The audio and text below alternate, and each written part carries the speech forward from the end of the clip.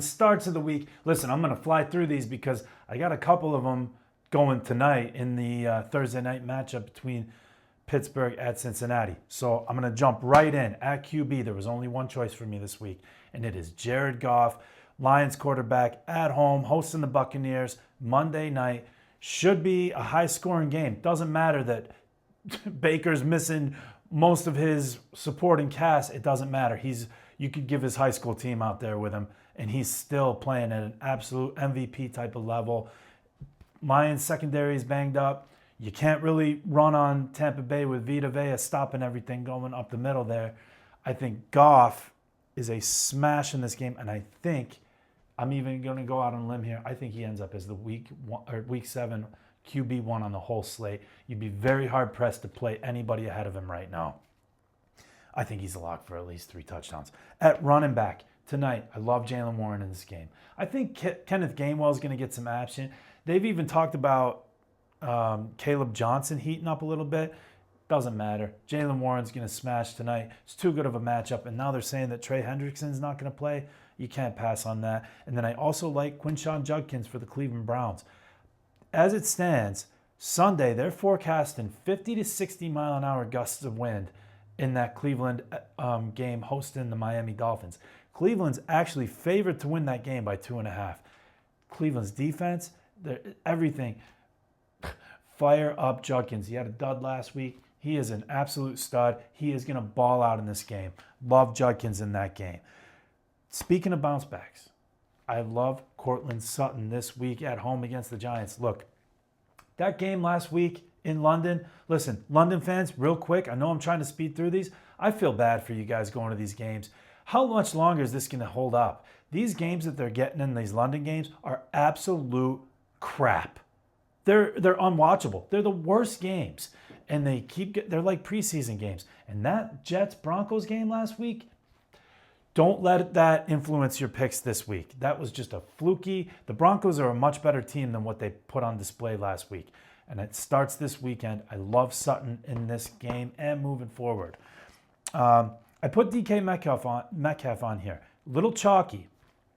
It's too good of a matchup. Everybody's starting him if you have him.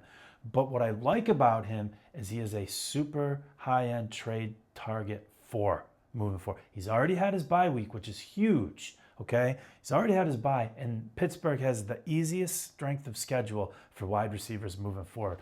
Plus, they're talking about adding another wide receiver before the deadline, like a Rashid Shaheed or someone like that. That opens up and takes pressure off of Metcalf. I love him moving forward.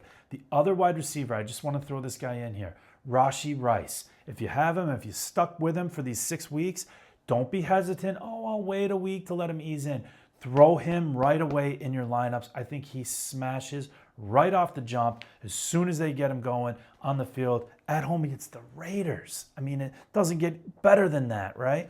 Love Rashee Rice in this game and moving forward. Next up, tight ends. I got 2 rookie tight ends. Mason Taylor, again, from that you-know-what show last week that I was talking about with the Jets and the Broncos. I think Mason Taylor, I love him in this matchup. I don't think Garrett Wilson is playing. He's going to be the number 1 target, and it's for the Jets offense against Carolina in New York. Well, Jersey. I think Taylor's going to by far lead this team in targets on Sunday and is going to be a mainstay moving forward. I love him. And then also, I love Cleveland's rookie tight end, Harold Fannin. I know I've been hammering Cleveland, but it's too good of a matchup at home against the Dolphins. When are Cleveland ever favored to win a game anyways, right? They're at home against the Dolphins.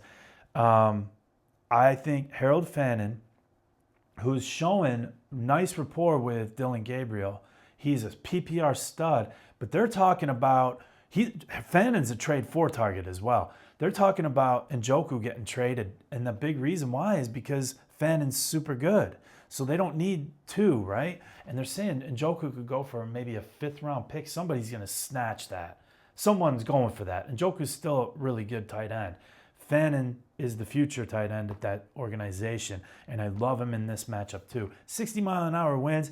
It's going to be a lot of dink and dunk. Fannin's going to eat. Defense. Look, why not pick the Cleveland Browns? you try not to go chalky with the defenses and kickers. Cleveland, as it stands, they're not even ranked top 5 this weekend. I think they're a smash play this weekend with that weather. Tua,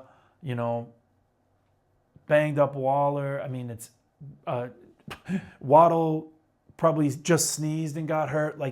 I'm telling you, Cleveland's defense, it's going to be tough going for everybody not named HN in that matchup. I truly believe. And then I finally get to say it. At kicker, I'm going with Dicker. I mean, you can't write this stuff. But Dicker, the kicker, for the Chargers at home against Indianapolis. It's in a dome. And real quick, once again, I cannot say this enough. With kickers, and start looking ahead, guys. Look at kickers on waivers. Start thinking ahead, okay? We're in week 7. We're 8 weeks from now, we're in the fantasy playoffs. We're halfway. You got to start looking at that. You want kickers. The weather is changing, okay? It starts as early as Sunday with these gusts of wind going in Cleveland.